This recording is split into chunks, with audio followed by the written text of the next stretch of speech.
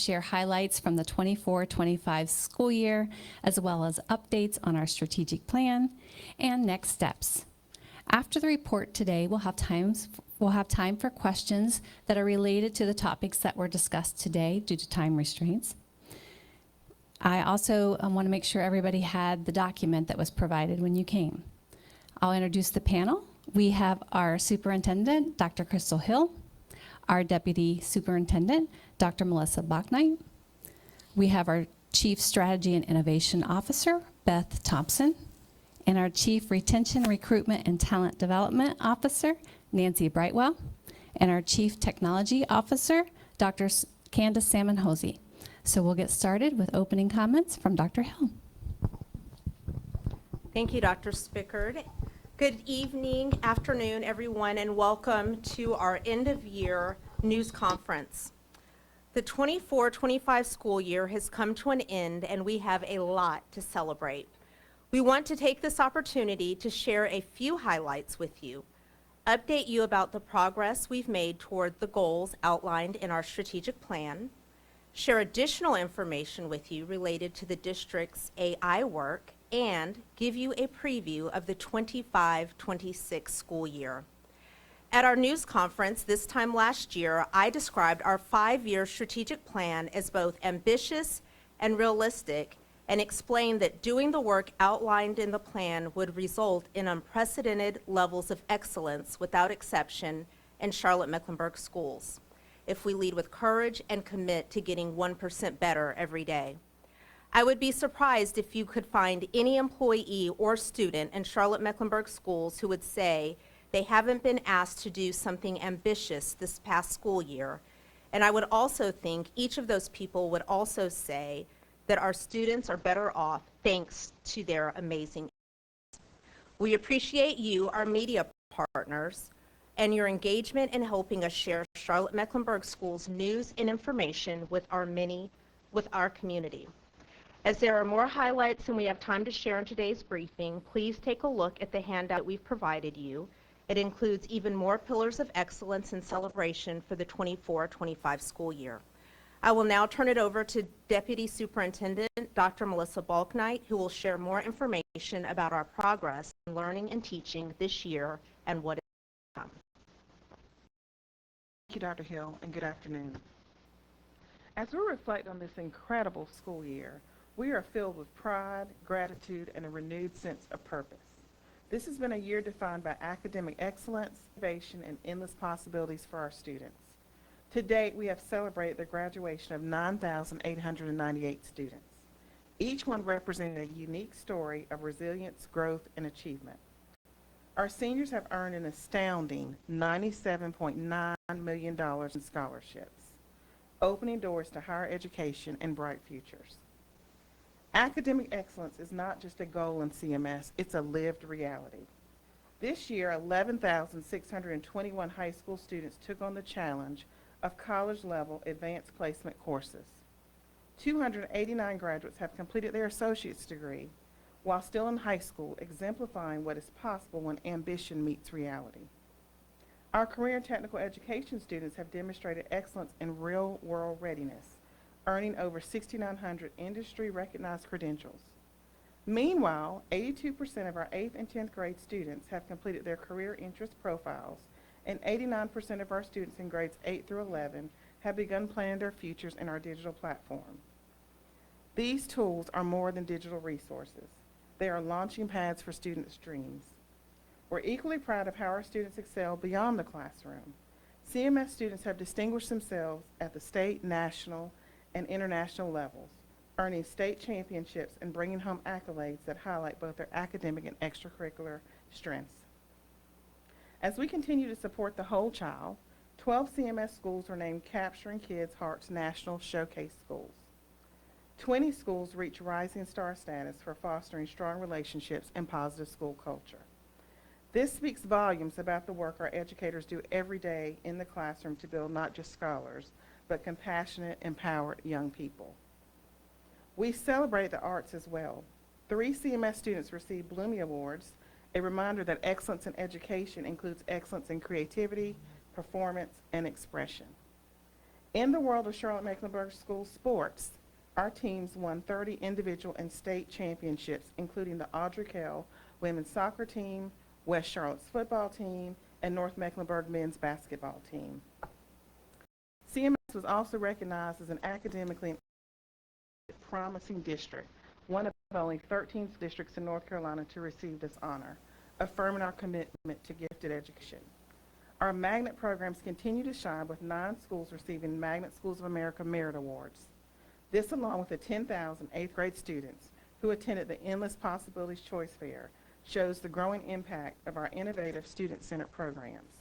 These milestones are not isolated achievements. They are the result of the tireless work of our educators, the support of our families, and most importantly, the potential of our students. As we close this year, let us not just reflect, but celebrate the academic excellence that defines Charlotte-Mecklenburg Schools. The future is bright, and together we are preparing our students not just for what's next, but for what's possible. At this time, I'll introduce Chief Beth Thompson, Chief of Strategy and Innovation. Good afternoon. This time last year, we were sharing with you a long list of amazing things that had taken place in Charlotte-Mecklenburg Schools during the 2023-24 school year. Things like passing a historic $2.5 billion bond to build 30 newer replacement schools, launching a bold 5-year goal and strategic plan to guide our work, receiving a fully funded budget from the Mecklenburg County Board of County Commissioners for the 2nd year in a row. Thank you, Board of County Commissioners. Creating school performance areas to better support our schools, building new project management systems to track progress and stay focused, and the list goes on and on. And the results? Students made gains in proficiency, college and career readiness, and growth. In fact, in the 2023-24 school year, students met or exceeded growth in every content area that the state measures. And with new 5-year goals and guardrails beginning in this past year, the 24-25 school year, goals and guardrails that reflect the vision and values of the Charlotte-Mecklenburg community, our work couldn't stop. In fact, it needed to get even better. We are thrilled and proud of the incredible progress we've made this year for our students. Our first year of implementing the 5-year strategic plan has been a resounding success. Here's what we focused on and accomplished, our big 5 for student success. Pay better, competitive pay to attract and keep great teachers. Train smarter, fast, effective training to grow strong educators. Keep our talent, support and value teachers so they stay in Charlotte-Mecklenburg schools. Safe and welcoming schools, clean, secure, and caring environments for students and staff. And top tech tools, modern technology for students and teachers. Now, I would imagine at this point, you're probably thinking, that's great that you all did all that, but did it work? Did outcomes change for students? And those of you who've been around a while probably know what I'm gonna say. The data is embargoed until the state makes it official in September. But I can say this, mark your calendars for September 3rd, the date that the state has set to officially release 24-25 school year data. Doing the right work with excellence pays off in unprecedented ways. I sure am excited to see you in September. But here's what we can say now. There's some key levers from our annual plan this past year that we're confident made a difference for our students this year. Together, we want to tell you a little bit about them. The first 3 are focused on teachers. First, we said we have to pay our teachers better in a way that allows us to recruit the quality teachers that we need. With the drive and support from our Chief Human Resource Officer, Dr. Keisha Cohn, and Chief Financial Officer Kelly Klutz, we're able to demonstrate our commitment to paying staff better. Again, in the 24-25 school year, we've implemented phase 1 of the classified compensation study, and the board will be voting on schedules for phase 2 later this week. We've modernized and reduced organizational risk by building and launching a new financial system. Note, this does not include human resources and payroll yet. We created a total rewards website located right on the Charlotte-Mecklenburg Schools website so that current and future staff members know all the benefits of being employed by Charlotte-Mecklenburg Schools. tripling access and engagement in just 6 months.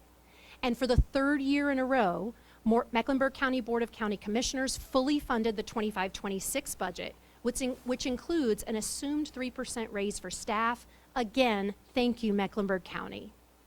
But in addition to paying teachers better, we also know we have to train and develop those teachers faster and better, getting the very best teachers in front of our students for the most days possible. Nancy Brightwell, Chief Retention, Recruitment, and Talent Development Officer, will share just a few of the countless highlights in our work around training and developing teachers this past year. Nancy? Thank you, Chief Thompson. Thank you, Chief Thompson. New this year, we've taken a strategic approach on all aspects of teacher recruitment and retention, reimagining everything from how we attract new teachers to the way we keep them and recognize their accomplishments. To start, we revamped our systems for attracting and hiring new teachers. We've seen dramatic results in a short amount of time. For the 24-25 school year, we started the year with 276 vacancies. That's down from 516 the previous year. And we were able to continue to fill vacancies throughout the school year to achieve and maintain a 99% fill rate in 8 of the 9 months of the school year. We've modernized our recruitment technology, investing in promising pipelines like Growing Your Own, all while using data to shift resources from low return investments to high impact strategies. While we've updated and streamlined our recruiting strategies, we've continued to have strong representation at our annual career fair. In fact, we welcomed 1,300 attendees this spring. We haven't seen those numbers since before the pandemic. The results of these efforts are currently, we have 97% of our teaching positions for the upcoming 25-26 school year already filled. As we work to fill teacher vacancies, we also work on training those teachers who are new to CMS to be successful in our classrooms faster and better. Our best-in-class CMS teacher residency program often attracts second career adults to our district and provides a pathway for them to become fully licensed teachers. We had 180 candidates complete the program in 24-25, and they're now teaching in our schools. And we've enrolled 300 candidates for the 25-26 school year. This will be our biggest class ever. 100%, that's more than 1,300 teachers hired in 24-25, received new teacher training through our Crown Academy. These efforts have resulted in decreasing our beginning teachers, that's teachers in years 1 through 3, turnover rate to only 8% currently, which is down from over 20% in 23-24. From our experienced teachers, we're providing meaningful professional development and ways to advance their practice. A recent 24-25 teacher survey that was conducted provided strong evidence that teachers feel well equipped and supported to provide high quality instruction in our classrooms. In fact, the survey said 80% of teachers, about 8,000, agreed that there was an appropriate amount of time for professional development, that it included enough time to try and evaluate new ideas, and our training and support enhance their ability to implement instructional strategies to meet diverse student learning needs. And while the school year is complete, professional development doesn't stop. This summer, more than 1,400 teachers will take part in Camp CMS, our district summer programming model, where students, teachers, and district specialists will engage with the most rigorous units of study for the upcoming school year. We've designed it to intentionally provide real-time coaching and job-embedded professional learning opportunities for our teachers. Finally, we need to make sure that we hold on to all these investments by retaining our teachers. Just a few of our new teacher retention strategies include our At-Home and CMS initiative, where over 2,000 employees have benefited from new opportunities to increase housing stability and financial preparedness. We launched our district-led teacher support groups to build community and a culture of belonging. We've increased teacher recognition programs designed to celebrate the tremendous impact the CMS teachers make on our students. And we've added teacher wellness programs to better acknowledge and attend to the well-being factors that often cause teacher burnout. These efforts will help us to keep talent by supporting and valuing our teachers so they continue to make positive impacts on our students. I'll turn it back over to Chief Thompson at this time. Thanks, Chief Brightwell. In addition to teachers, we know we have to have safe, welcoming, and clean environments in our schools for students to learn. Chief Operations Officer Tim Ivey and team have made strides in positively impacting the physical school environment. Dr. Melissa Balknight and team have made positive strides in enhancing the welcoming environment in schools. Charlotte-Mecklenburg Schools is so fortunate to have amazing community partners who create amazing environments for students. This past year, every single school, all 186, had at least one significant top 3 partnership need met. Thank you, partners. And in addition to partners, volunteers have poured so much time and energy into supporting our school environments. Over 10,800 volunteers supported a Charlotte-Mecklenburg school this year, logging approximately 146,000 volunteer hours and providing services in the gift of their time that have a dollar value of almost $5 million. Thank you, volunteers. 12 schools were named Capturing Kids' Hearts National Showcase Schools, a recognition that reflects schools implementing tremendous practices to build culture and lead with heart. An additional 20 schools received Rising Star status in their first year of implementation.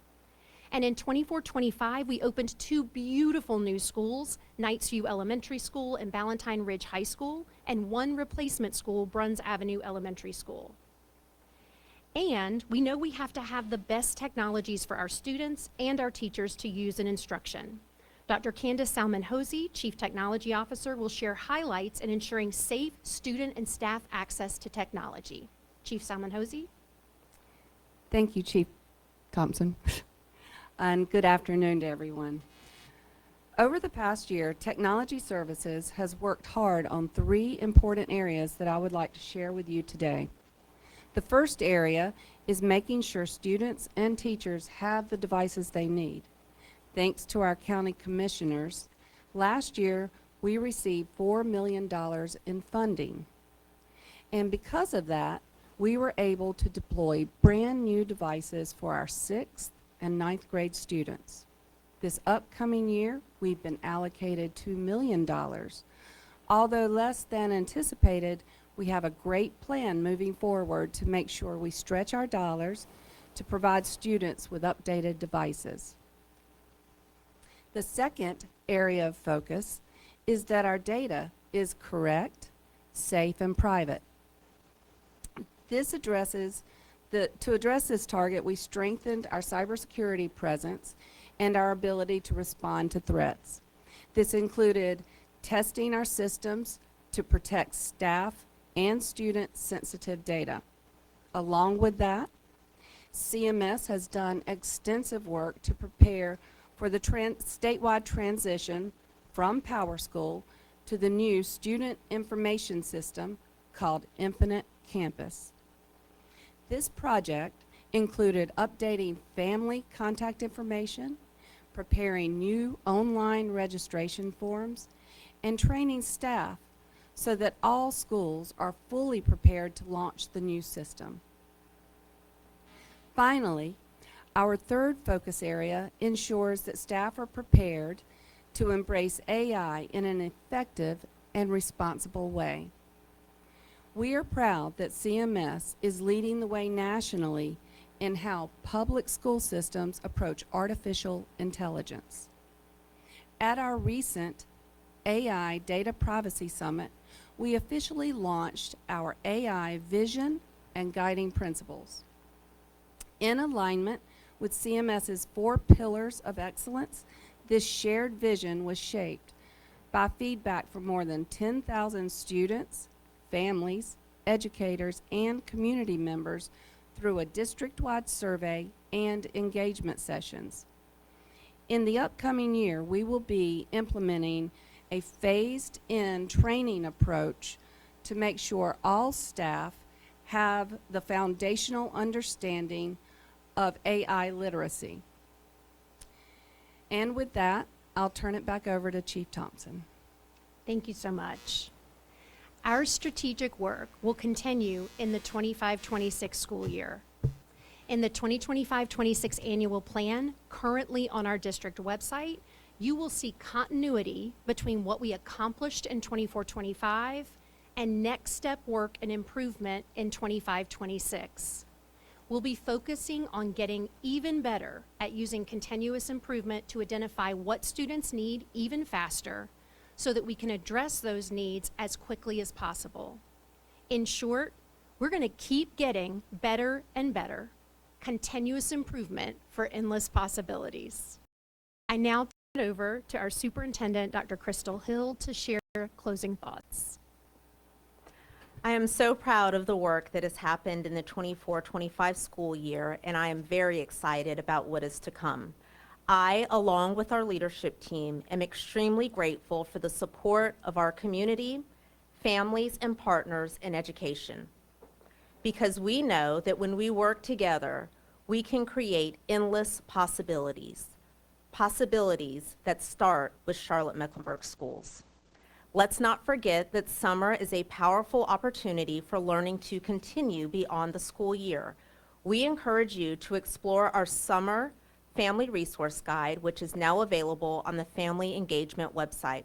This guide is filled with valuable tools, activities, and connections to both district and community resources designed to help families and students stay engaged all summer long. We appreciate your help in spreading the word. Sharing this resources with families and community members is essential to ensuring all students have access to meaningful summer learning opportunities. I will now turn it over to Dr. Shauna Spickard to facilitate questions. And today, to help me, will be our intern, Ziana Chambers from Atlanta High School with the mic. So we'll take a round of questions.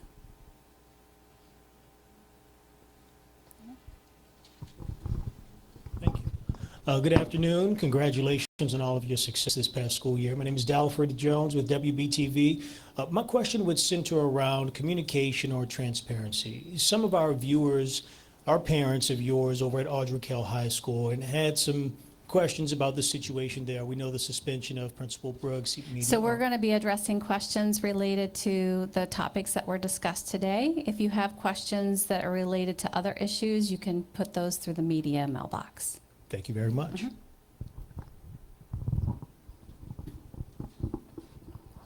Any other questions?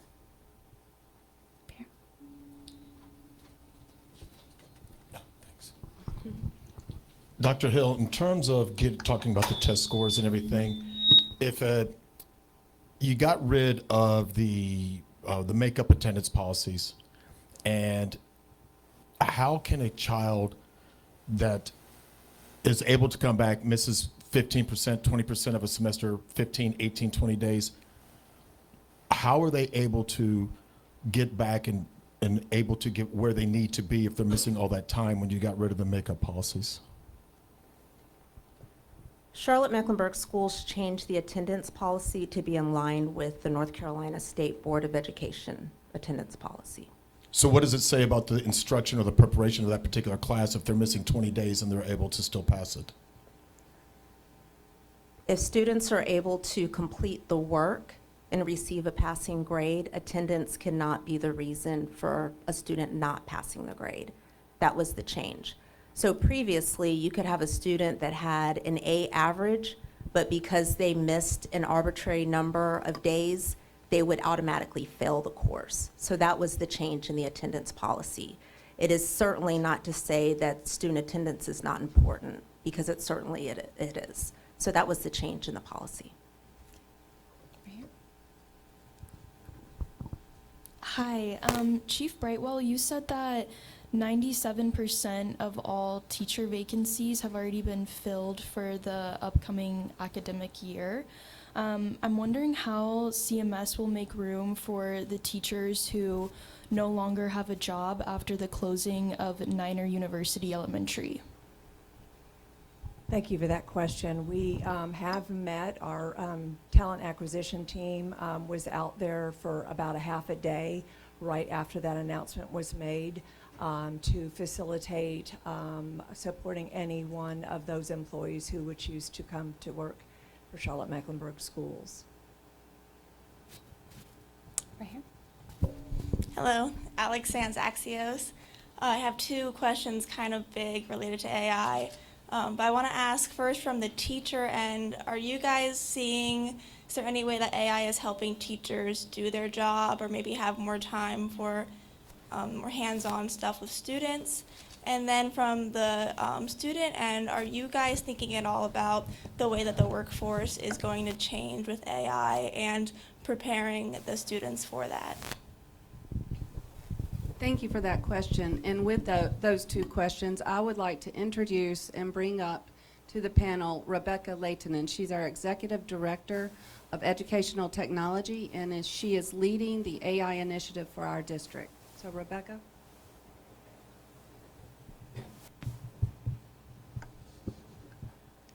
Thank you so much for those questions. The first question around helping teachers. So this year we're looking at a phased-in training approach. So we're looking at launching a network of AI champion schools, and those teachers and educators and leaders at those schools will set the way for the scaling it to the district in the next year. So we're taking a look at use cases with those AI champion schools and really creating the blueprint so we can see how teachers can free up the time and really focus on what really matters in working with students. Taking a look at the operational efficiencies, communication with parents, and really streamlining all of those tasks that take up so much of our time so we can really pour that back into our students. The second question around how student use. So we want our students to be prepared for the workforce. And we want to empower them in ways that they can use AI to really enhance their learning. The focus not really on misuse, but how can we take it to empower our students for what's next and really be ready for whatever comes their way. And so we're doing that through our digital citizenship and AI literacy curriculum. We've redesigned our K-12 curriculum to launch in August to include those AI literacy components so that they are ready to go and are able to take their learning to the next level.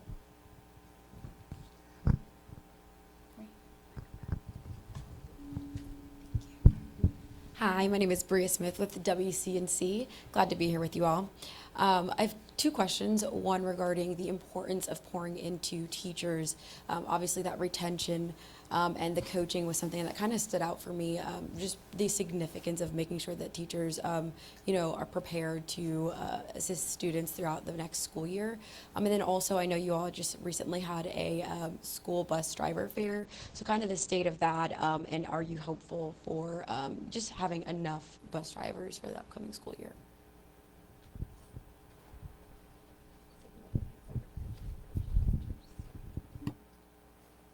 I'll speak to the just the significance of retention and coaching teachers. We obviously put a high priority on developing our teachers and ensuring that anyone who's interested in coming to Charlotte-Mecklenburg knows that from the minute that they choose CMS as their employee, we're going to pour into them. We're going to help them to grow, to be as effective as possible. In fact, we last year launched Crown Academy, as I mentioned, which increased our onboarding, where we're bringing in and orienting our new educators from a 3-day experience to an 11-day experience. So from the very beginning, we want to make sure that they're well prepared in order to be difference makers for our students. Tim, do you want to speak about the drivers, an update? Absolutely. Tim Ivy, Chief Operations Officer. We started our bus searching for bus drivers quite early in the summer as an effort to continue to make sure that we have those positions filled. And at this time, we're not really seeing a dramatic bus driver shortage, but we are always recruiting and looking for people that are wanting and willing to be part of the CMS family and help us with transporting students back and forth to school. Does anybody else have a first round question before we start second round? Okay. Dr. Hill, I know you guys talked about pay increases and stuff like that and teacher retention. Some people were surprised that you asked for 2.83% from the county increase for teachers' salaries. Was there a reason why it wasn't more than that? Did someone from the county, be it Dina or whomever, tell you the money just won't be there if you ask for more? Well, whenever you're working on a budget, you always have an idea of what you're working with. So we learned that through several ways. The first signal that we received was at our joint meeting that we had in January. It was a joint meeting that's an annual meeting between the Board of County Commissioners and the school board. And during that time, we had an opportunity to share highlights of our previous school year's data, as well as our 5-year financial forecast.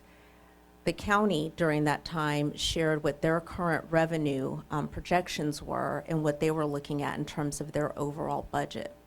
Then shortly after that time, during the county commissioners' retreat, they instructed staff to cut, I can't remember the number, is it 14 million or so out of their current budget. So, and don't quote me on that number, but it was double-digit millions. So at that point, we had an idea of what we would be able to go in terms of what our need was. In terms of what specifically we asked for an average for teacher supplement based on what we had done in previous years, knowing that our teachers clearly are not paid enough, but it will always be my recommendation to this Board of Education to increase the teacher supplement. So the goal is that each year we take another chunk and another chunk and another chunk to get ultimately where we could potentially be. Any other questions?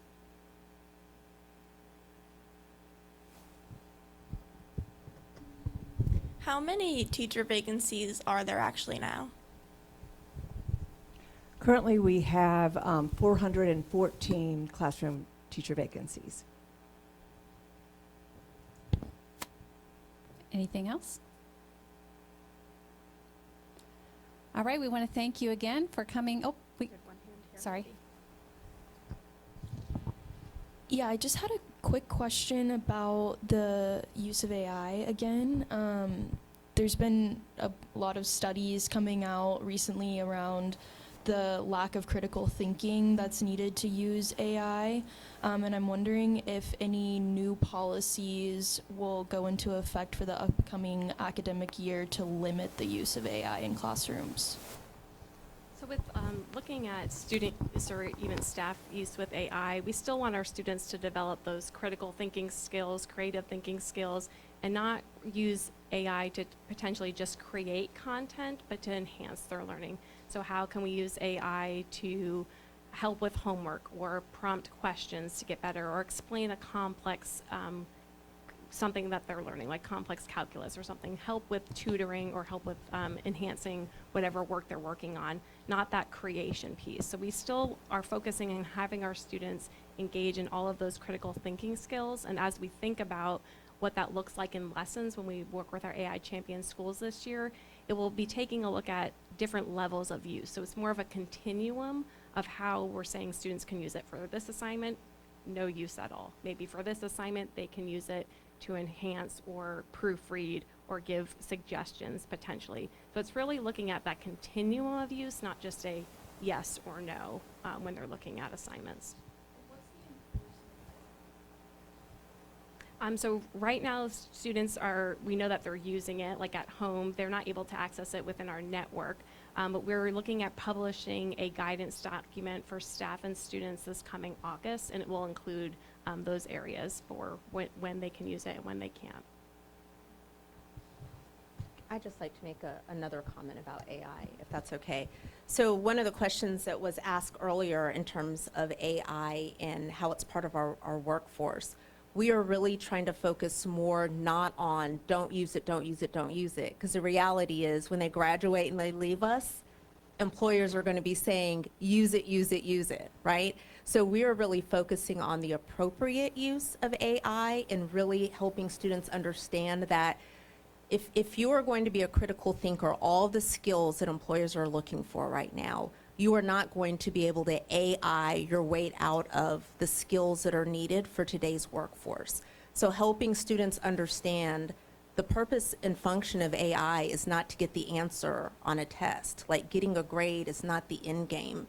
Being able to be a contributing member to this society and to be gainfully employed, create endless possibilities for yourself and your family is the end game. How do you get that? You get there by having a clear understanding of AI literacy, and how we can use it to make all of our lives better. And that's really what we're focusing on. The other thing that I would say is this year that I've challenged our leaders this past Friday is to focus on, and I didn't know what this term was until a couple of months ago, but a pro-social classroom. And so really that is talking about understanding what it means to be kind, to be caring, to really develop and hone in on those social interactions, because those are the things, those human qualities are the things that AI cannot do. So when employers are looking to hire someone, they're looking for someone that has great communication skills, somebody that can connect with someone on a deeper level, someone that can listen to multiple points of in and then come up with fresh new ideas. So we're really focusing on those skills and really trying to tell students that it's not about, if you're going to cheat, you're going to cheat. You're always going to find a way to cheat. So telling students, we're going to crack down on AI because you're cheating, that's not an AI issue, that's a character issue, if that makes sense. So we're really trying to focus on why is AI important? Anything can be abused and misused. It happens all the time. But that doesn't mean that AI itself is bad. I hope that answers your question.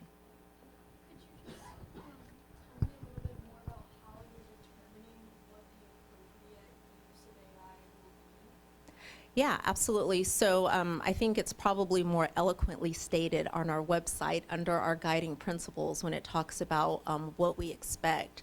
But the appropriate use would be things that I just said. Not using it to get the answer, but maybe using AI for efficiency, using AI to help you get some mundane tasks done so you can be more creative. We had a speaker at our data privacy summit, which I just thought was fascinating. He said he was going to work for a university, and the university stance was no AI. And he said he was planning to push back on it. Like, you can use all the AI you want on your report, but 95% of your grade is going to be standing up here and delivering on whatever content topic and being able to answer questions from the audience. Well, how could you use AI appropriately? You might be able to use AI to pull the resources. What are the most, the top resources, the things that these might be cited. You pull it all together to help synthesize it and help you process all of the information in a very effective way. But the real skill is, can you stand up here and deliver and be a master of that content and engage with other people? So that would be an example of an appropriate use. Inappropriate use would be just shoving a whole bunch of stuff to get 2 + 2 = 4. A follow-up to that, have you felt any pushback from teachers about having it blocked on the network? Yes. Okay. What are you hearing from them? What are they saying? The way, maybe the ways it would be beneficial? Someone sitting up here gets pushback from it being blocked for me.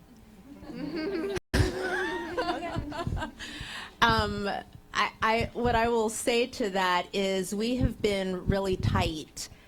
And one of the learnings that I've had this year is and it may be everybody else might get it. Maybe I was just a little slow coming to the table. But for me, my understanding of AI literacy and data privacy and how those two things are so closely intermingled has been a huge learning for me. I don't think the average person understands the connection between AI and data privacy. And so the reason why we've been so tight is because we're very concerned about students and employees' data being put into AI and what may happen with that data, which is why we've been so tight. So we've started, and Dr. Candace, sorry, talked a lot about the importance of data privacy and data security and why we spent a lot of time building that foundation. Because if we don't get that right, then we are going to be in a lot of trouble with AI. We definitely want to do things right. And real quickly, if I have time, I just want to share this story that made it an aha for me. So let's just take my child, right? Let's say she's in 10th grade English and asked to do a research paper. And when she turns in the paper, the teacher is using AI to determine if she's using AI to write that paper. But when she puts it in, she puts her name, she puts her student ID number, and uploads the paper, right? And so it comes back and AI says, yep, 75% AI usage, which may or may not be true, right? You don't know. The implications, though, for my child, let's fast forward. She wants to be a doctor. She's applying to go to Duke Medical School. Well, Duke Medical School might be using AI to screen out applicants. So they put in my child's name, date of birth, and it pops up. This kid cheated in 10th grade, automatically screened out. My child has no clue why she never gets invited to come in for an interview for medical school. But I don't think until I heard that story, it was like, oh, like, it never occurred to me the connections that may be happening on the back end and some biased decisions that may be made because we used AI incorrectly. So we've really focused on the data privacy side first. I'm not sure if that answered your questions, but I hope it gives you insight to where we're going with this. But now I'm also kind of wondering if you have a teacher who's doing lesson plans at home or grading or something, and they're using chat. Are there repercussions for that? Has that become a problem that you have come across? Have you discovered that?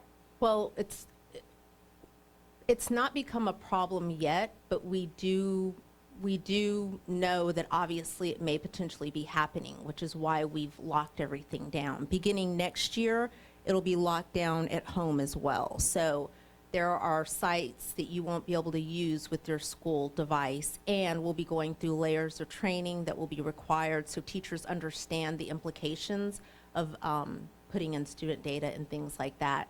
And eventually, hopefully in the near future, we'll be going to some closed generative AI that's very protective of our data, that's great AI. So teachers get the benefit of using it, students get the benefit of using it without it being the wild, wild west.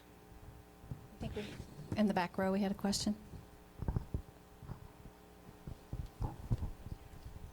Kenneth Lee with WFAE. I promise one last question on AI. What has parents' reaction been to the implementation of it in schools? You want to answer? Parents have been very positive. As I mentioned earlier, we had a 6-month engagement session, community feedback. We met with families, students, educators, the whole gamut of our stakeholders to get stakeholder feedback of where they were positioned as far as their perception of AI. It was a mixture of scared and curious, just like we all are, because this is uncharted territory, and especially for public school systems. But one of the common themes of the feedback was a safe approach was necessary.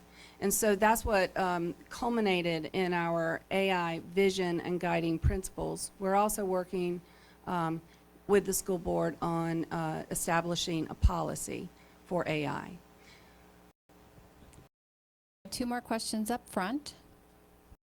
Dr. Hill, we heard a lot about all the things, specific area that you want to see better that maybe didn't go as well as you would like. Is there one specific area or 2 specific areas that you go, you know what, coming up next school year, we really need to put a lot of focus on this?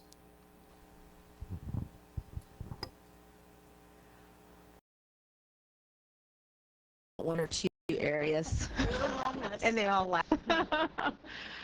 Which is why it's probably taking me a little minute to try to narrow it down. I think that there's always opportunity for growth and improvement. I think one of the things that we want to approach differently is making sure that we are learning and implementing on smaller scales and learning from the people that are at the heart of the change. What do I mean by that? 5-year strategic plan based on new goals and guardrails by the board, a lot of change, a lot of things to do. And so one of the reasons why everybody chuckles is because they know that I'm like, let's go. Got to get it done, and it's got to be excellence without exception. I think our team taking a really good look at what is the current, what do people already have on their plate? People can only absorb so much, and where are specific areas that we want to lean in. So I think AI would be a good example of how we're going to implement the change. Because up until, I don't know, just a few weeks ago, I'm like, no, we're not doing this AI champion thing. Everybody's doing it. And, correct? Yes, correct. and now they said, well, maybe 5 schools. And I said, no, 30. So these 30 schools that raise their hand and say they want to go a little bit deeper than the scuba diving that everybody else is doing, but 30 schools that raise their hand is a lot different than us saying you have to do it. So having that mindset of this is something new, it's something that I want to jump into, something I'm excited about, and then us going to them saying, what did you learn in the process, instead of us being observers on the outside guessing what, how to do things. In other words, people that are closest to the work are so much more valuable in providing feedback for us in terms of implementation to move forward. And one last question. Yeah, I was just wondering if CMS is considering a specific generative AI to use in schools. I know a couple universities have taken an interest in Microsoft Copilot, and I'm wondering if there's a specific system or brand that you guys are considering. We are both Microsoft and a Google district. Microsoft and Google both, Gemini, offer a closed generative AI option, which is Copilot, and that is of consideration. We're also meeting with our Google representation for and vendors for to learn more about the Gemini closed environment. So as a reminder, our strategic plan and the new 25-26 annual plan are on our website. We also have on our AI website that new vision and those new guiding principles, so those are available to everyone as well. Thank you again for coming out. We appreciate you being here to hear about our celebrations for this year.